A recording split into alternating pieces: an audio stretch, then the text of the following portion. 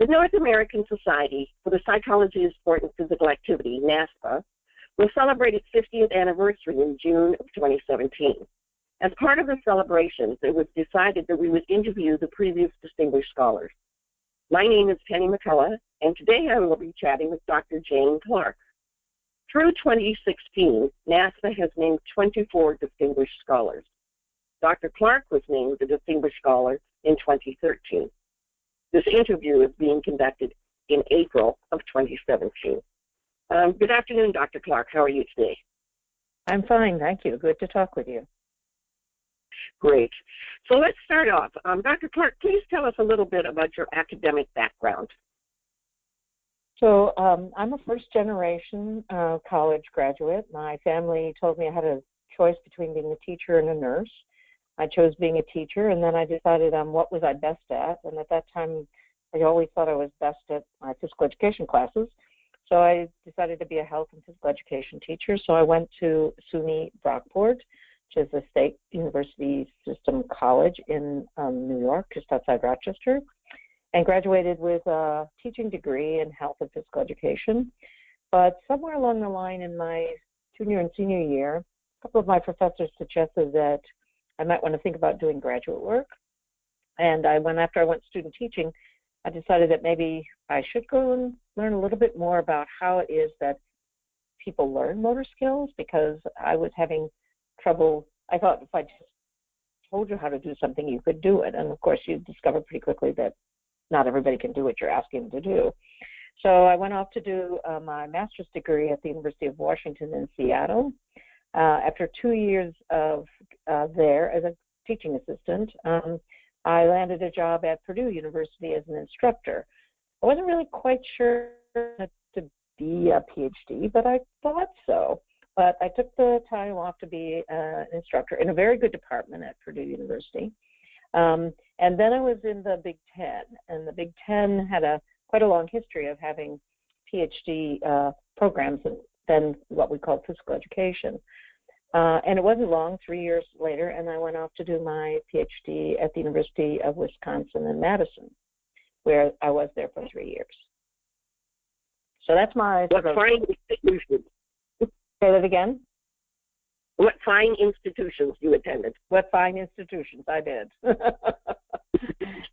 And we both laugh at that because we both have the same pedigree, same institution.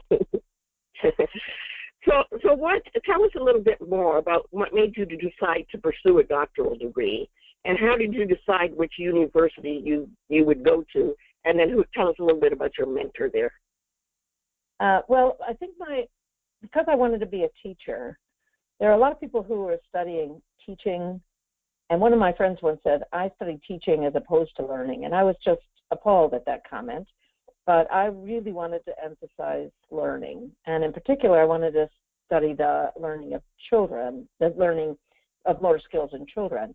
So in our field, we've generally called that motor development or motor skill development.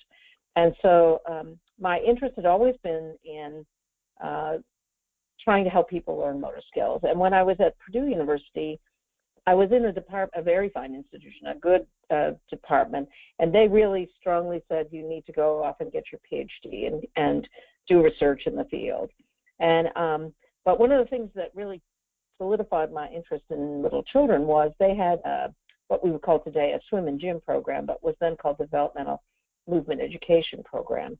And I taught swimming to preschoolers, and I just thought this was wonderful. It sort of kept me sane every day. But I also realized that if I really wanted to make a difference in the field, I was going to have to get a PhD and actually, sort of get some evidence behind the kinds of things we were doing. So why did I pick Wisconsin? Well, as I just said a minute ago, there's a sort of Big Ten mentality that once you're in the Big Ten, these are the schools that you should think about. And there were not a lot of schools that were really good schools for doctoral work in what then we call physical education. And Wisconsin had a great program. And one of the reasons I ended up going to Wisconsin was that I actually got a fellowship to go there, which meant that I wasn't going to have to be a teaching assistant or a research assistant for at least 2 years.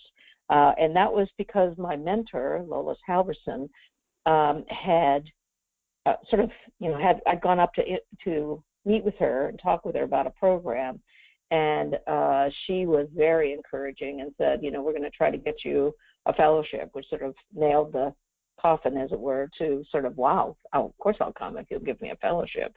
But again, I say for young people, one of the things I did was I went there and talked with her, basically interviewed the department about whether this was a good place.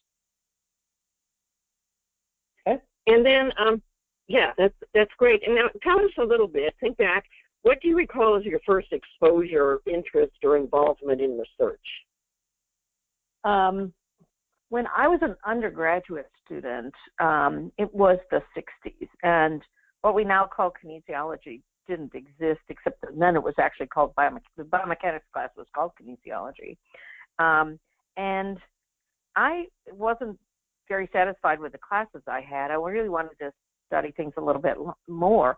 So one of my professors suggested I do a 3-credit independent study in which I really looked at the literature on motor learning. So I basically I wouldn't call it a research, but you would call it sort of a book research on motor learning. Then my first experience in doing research was my master's thesis at the University of Washington. And I love to tell the story there because what I did was I was trying, and remember I came from a teaching background, so I'm thinking, okay, what is a better way to teach? I was teaching tennis, so there was a method that was going around called teaching people to teach with a short racket rather than the long racket. So I did my master's thesis on one way of teaching versus another. And what I learned then was that is not a good design. I really learned that this was not how to do research. I'm always appalled when I still continue to see that kind of research going on. It didn't take me too long to figure out that this was not the way this should be done. So my first experience was, I actually did my analysis of variance by hand on a Monroe calculator using a square root book on logs, doing logs. So my real experience was it didn't kill me off to do my analysis of variance 2 by 2 by hand on a Monroe calculator, and that's a this is not there's no square root key on any calculator in those days. That's how old I am. Not as good as Frankie Cumby, who did hers all vector analysis on a Monroe calculator, but so my first experience was sort of eye-opening, and then after that, of course, my research was when I was doing my doctoral work. And actually, as Penny, you remember, I was actually in George Stelmach's lab one summer where we collected data on pre-selected movement and motor memory studies. And that was my first experience in collecting data on adults. And then my real first research study was my dissertation, which I collected data on children. So my doctoral dissertation, my advisor was actually studying how children did gross motor skills, but I was more of a sort of an information processing person, so I was interested in how children sort of selected and programmed their motor responses.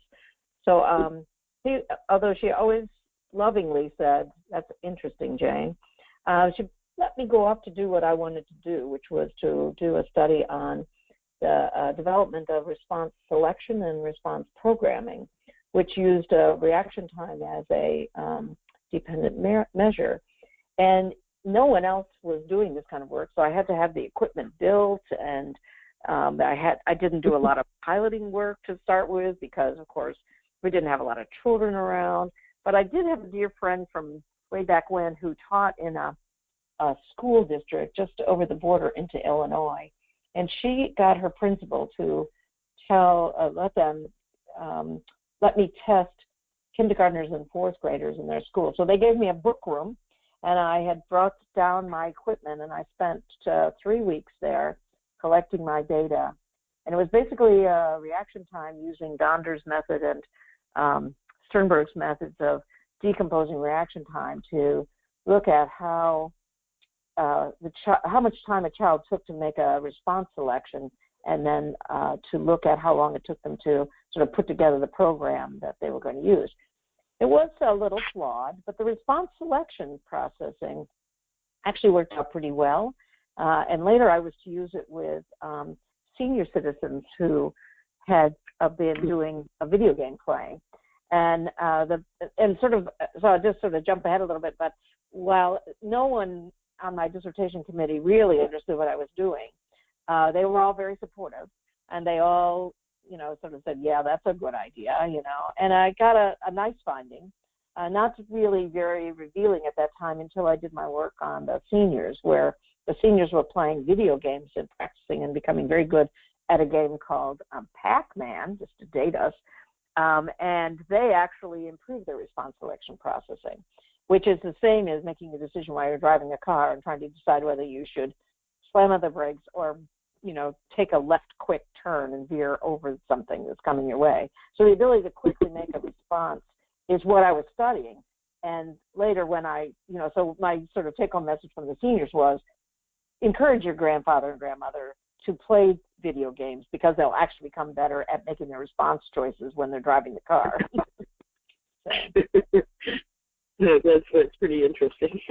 Yeah. So, Dr. Clark, you're just let me just say one other thing. One of the other things was all the kids in the school knew I was there in the book room, and they wanted to know who was the fastest, because I kept encouraging them to be fast.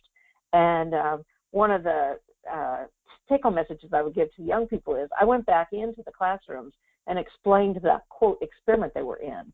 And all those children who are in kindergarten and first and fourth grade, they thought an experiment was something you did in chemistry. So they had no idea that you could actually have a behavioral experiment. And then I really walked them through and said, well, who do you think would be faster, the people doing this or doing that? And so it actually was a good idea, so that you give back to the classroom teacher if you go into a school and test the children there. So. Right, that's great. Yeah. So, Dr. Clark, your distinction of becoming a Distinguished Scholar of NASPA recognizes your long-standing contributions in the areas represented by your research. So now we'd like to move on and talk and share some of your ideas about your scholarly adventures. So first of all, let me ask you, what sort of research interests did you have early on? And you told us a little bit about that. And then did you continue to pursue that line throughout your career? And if you changed your directions, tell us a little bit about how that happened. Yeah, so fundamentally, my question has always been about how to help people learn motor skills, and to see that as something that is developmentally changing across your lifespan. So how a child learns something and how a 14-year-old learns something are different because of the histories and their experiences in movement. So I haven't actually ever changed that. But I was always interested also in what I will say the sort of coordination of the multi-segmented body. So I was doing reaction time. So nothing's really moving except your forefingers and your fingers of your hand.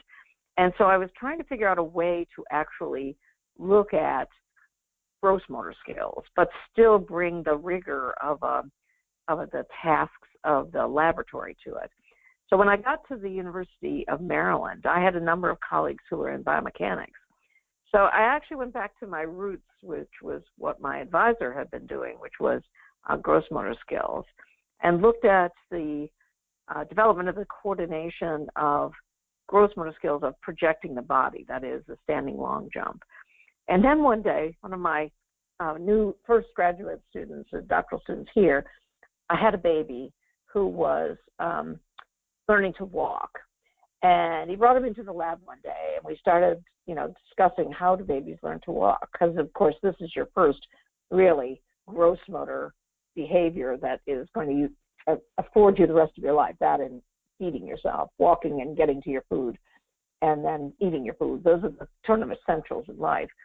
So at that same time, Schmidt and Shapiro had done a paper on the generalized motor programs. So you have to remember that motor programs were what everybody was talking about in the information processing world.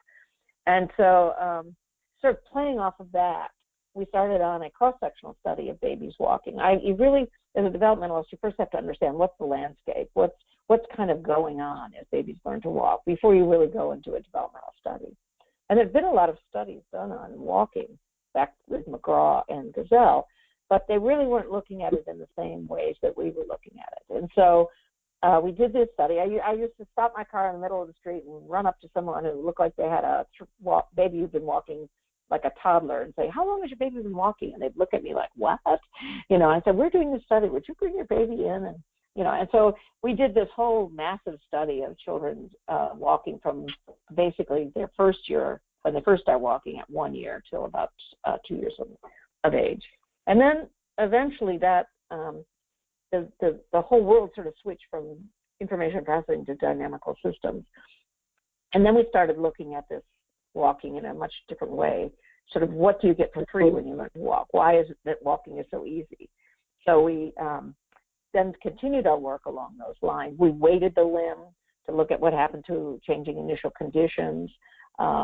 We looked at the transition from walking to the next step, which is running, walking to running, and then from running to actually a gallop, which is the first time you uncouple the 180-degree phasing or 50-50 phasing to an asymmetric gait. And that takes a little while. And then we looked at from there to skipping. And of course, we were always looking at jumping. So I had this sort of foray into all of these gross motor behaviors. And then a colleague of mine, who is actually a graduate student of Scott Kelso, is also a distinguished scholar of NASPSPA, and one of my colleagues from graduate school, and your colleague, Benny. So ships don't just pass in the night, We're always, kind of connected. And his student, John Jacob, had come to take a position here as an assistant professor. And John, who had been doing a lot of work on the coordination of multiple limbs, decided he was going to look at postural control. And he had a really cool paradigm for looking at what Michael Turvey used to say, how light gets into the muscle, which is basically how to use information to manage the multi-limb system. So John and I started on a set of experiments, and his daughter Zoe was actually our first subject. We have a thank you to ZJ in our paper on that, in which we looked at, I call it the coffee table experiment, in which we looked at how babies used surfaces to control their posture. And at that point, we started looking at postural control as it related to upright walking. And so we pretty much did that for quite a long time. So that led from there to a grant with NSF on basically fundamental science on what's going on in the multisensory system as we learn as babies to stand upright and manage independent standing. And then how does that happen? How does that change as you learn to walk? But NSF isn't very interested in our fundamental processes of motor control and coordination. So in talking with a number of people, someone indicated it would be really good if you looked at a problem that people have in the motor system. And there are a lot of problems with the motor system in children, cerebral palsy being the most obvious one. But those are very complicated and not so easy. So I thought I was taking on a less complicated one when we started to study children with developmental coordination disorder or children with DCD. It just turns out that they're just as complicated because atypical brain development is not, it's not like tractable in the same way. But for the next decade, we really looked at children with developmental coordination disorder, basically funded by the NIH. And that was probably one of the most rewarding times. So remember, if we go back to the first question I asked when I first started going off to do graduate school, was to figure out how people learn motor skills. That was typically developing children. Now, how does that change when we look at children who are atypically developing and how it is that they learn to learn a motor skill? And they reveal just as much about typical learning as we learned about atypical learning in atypically developing children. And so that was I really enjoyed that. And so I'm sort of going all the way down to the path of where we are today. So in the midst of this study on children with developmental coordination disorder, you may remember that the Wii came out, the game that you could hook up to your TV and you could do. And in that was something called Dance Dance Revolution.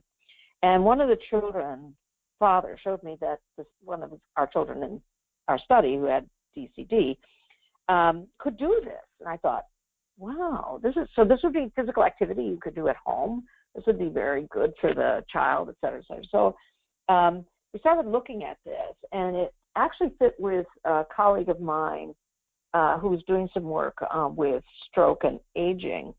And we started looking at what the literature in cognition, or the psychologists would call, is motor sequence learning. So if you're talking about Dance Dance Revolution, is you take a step to the right, you take a step to the left with your left foot, then you step to the right foot and you step back, kind of until it's like whack-a-mole with different spots on the floor you're supposed to go to, except that an avatar is telling you how to do this. So we took the avatar out and then made it into a whack-a-mole game.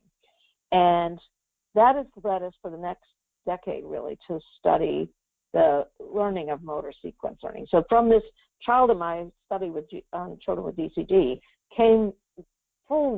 my research comes full circle back to studying how we learn motor skills, both implicitly and explicitly. And that's what we've been doing for the last almost a decade again. And we've done that with children, adults, and actually with Parkinson's patients. So there's a take-home message here, which is you start with core questions that actually you never lose. And mine were, how is it that we learn the control and coordination of our multi-segmented body? And that's never changed. But what I've done is I've changed tasks, and probably one of the few people who's looked at arms, legs, and posture. Some people only stick on one thing, like only looking at arm control, or they're only locomotion people, or, But I can say I've looked at all the effector systems. Okay. I think the next question, I think you've already answered. The next question was, what's the basic question or underlying issues behind your research and what you've tried to learn? So I think you've explained that, unless you want to add anything else. Nope, I'm good. I think I just said that. You're good there. Yeah, I think you covered that pretty well. So think back, Jane, over your career, and tell us about a research project that you were particularly interested in, proud of, or made you feel maybe had an impact on the field. And then also, were there other researchers who had a profound influence on you? So I've looked at that question a lot and thought about what studies that I think, have made a difference. And, one of the ways you look at that is by your citations or something like that. And I'll tell a story that dates us. And this goes back to my video game playing in elderly. That was actually the term that was used then, not older adults, but elderly. Because in I guess it was the 80s when we were doing that work. That's what we used, the term elderly rather than older adults. And that was a study that I did. It was published in the Journal of Gerontology, one of the best journals. And I was pretty proud that I did that. But I was really focused on the other end of the lifespan. So I never really followed up on my work on video game playing in seniors, right? So now speed forward 20 years. And if you go to my Google Scholar profile and you click on that paper, which I think is my third cited paper, you'll find that it was not cited at all for about 15 years, because I never even cited it, because I didn't follow up on the work. But once we had Google Scholar and people put in the words video game and senior, they found this paper. And they was like, wow, look, and they got faster. And it was a spatially incompatible task. This is cool. And sometimes they just say, sometimes you could cite it just because it was about video game playing. But I think it's the power of doing science today that I find, most interesting, because this paper would just stay in the Journal of Gerontology forever, and if no one cited it or never seen it. And how you find other articles is you look at what's referenced in the next article you read. So you're in graduate school and you get a new article, and the first thing you do is look at their citations to see if there's an article you might have missed. In today's world, it's just all Googleable. So you're just looking at Google Scholar to find things, and then you look at what it's been cited, and then you can find others. So there's a pathway, but it's a very different pathway. So that's, I would say that's one of my kind of interesting stories as to what is most relevant. I would say probably all the work I did with infants and their postural control is probably ultimately most useful to those who are in physical therapy, though I don't know that it really always gets translated that way.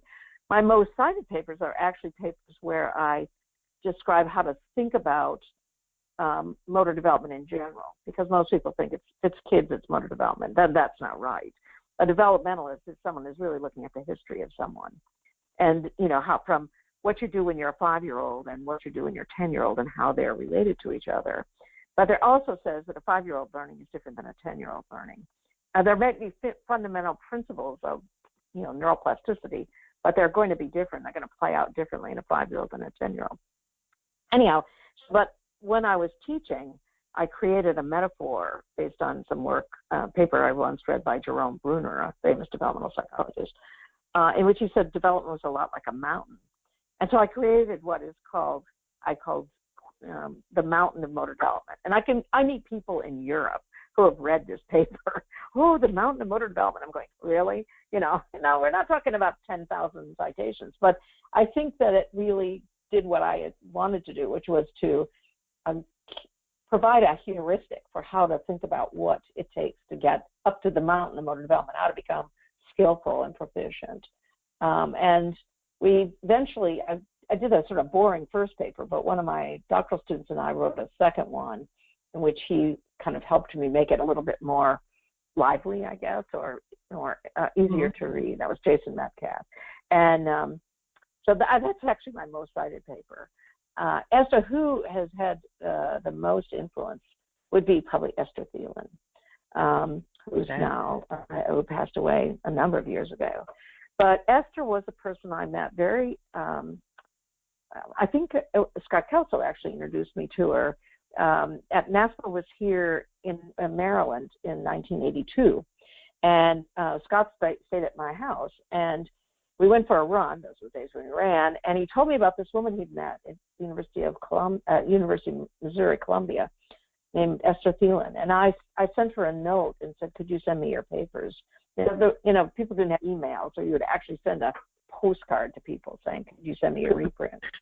And then eventually she became a dear friend, and her approach to development, because she was originally an anthropologist, and anthropologists and developmental scientists have a lot in common. We have a lot of naturalistic tendencies, and I think that that is look at what the system is doing in the context of what its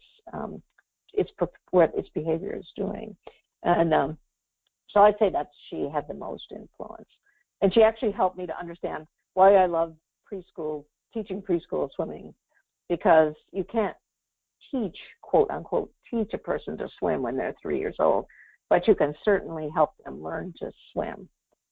You see, teaching is something you do to someone, whereas learning is something that you help facilitate in a child. And it's the approach to, setting tasks and getting them to changing the constraints of the task, and all of a sudden they find the answer themselves. And that was that I understood it intuitively, but it wasn't until I had the tools of dynamical systems that I could really explain that in a way that made sense to me. Okay, great. Thank you for that. So you've had a long history with NASPSPA. You've mentioned it a couple of times. So just tell us a little bit about your involvement with NASPSPA over the years and some of the roles you've taken on there. Yeah, well, I don't know. I'd have to go back and look at my Vita for all the roles I've had. But when I remember I didn't go to NASPSPA when we were in graduate school. This would be in the 70s. But when I went to the University of Iowa with my first job, Scott Kelso was also there. And he told me about this meeting at NASPSPA, and he said, you should go to it. And I said, I don't know, North American Society for Sports Psychology. That's all I heard was sports psychology. He said, no. It has all these things going on in it, including motor development. So I went to my first one, and I went from then on because it was certainly the place where you could learn things from people, you could interact with people with the work you were doing.